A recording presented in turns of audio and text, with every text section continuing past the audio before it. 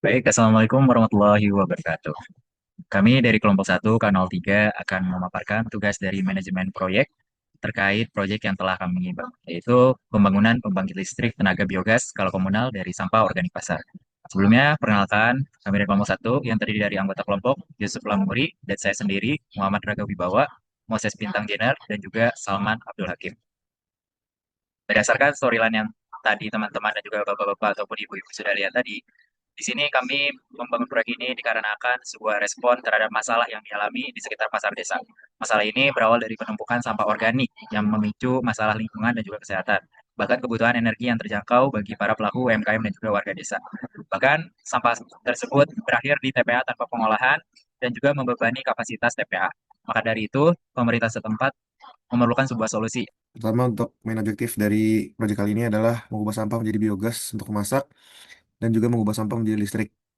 Deliverables-nya, pertama ada satu unit PLTBG yang berfungsi penuh dan telah teruji dan mampu mengolah 2 ton sampah per hari. Lalu ada jaringan pipa gas yang terpasang dan terdistribusi ke 20 UMKM. Dan yang ketiga, instalasi penerangan umum bertenaga 10 kilowatt yang beroperasi. Lalu untuk skop dari proyek kali ini adalah proyek ini tidak menangani pengelolaan sampah anorganik seperti plastik, logam, dan lain-lain. Yang kedua, proyek ini tidak mencakup penjualan listrik ke jaringan PLN. Skala listrik yang dihasilkan difokuskan untuk kebutuhan penerangan umum lokal saja. Dan yang terakhir, jaringan pipa gas terbatas pada 20 UMKM awal dan tidak mencakup perluasan ke seluruh rumah atau penduduk desa pada fase pertama kali ini. Lalu untuk key stakeholders-nya, ada di sub sebagai sponsor dan regulator, ada warga desa Makmur Jaya sebagai sponsor pelaksana dan juga nantinya akan jadi pengguna akhir. Dan yang terakhir, ada teknisi, LSM dan KSM sebagai pelaksana dan juga sebagai project manager. Lalu untuk financial projection-nya, kita lihat seperti tabel yang sudah saya buat, dan di total estimasi biayanya adalah 500 juta. Baik, berikutnya ada penjelasan mengenai timeline project. Berikut timeline projectnya dapat dilihat pada slide.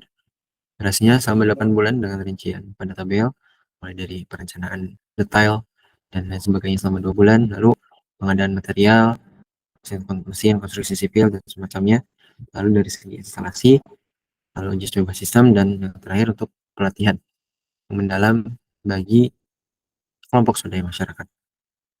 Dan sampai akhirnya 8 bulan, mulai dari bulan November 2005 sampai Juni 2006.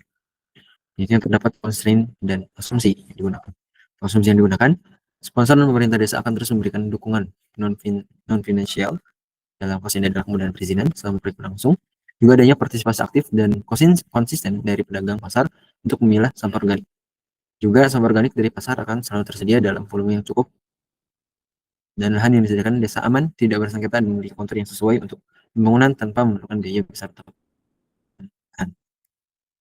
Lalu berikutnya terdapat constraint, jadwal proyek harus mengantisipasi musim hujan lebat yang dapat menghambat konstruksi, juga anggaran tidak boleh lebih batas yang disetujui, yaitu 500 juta rupiah.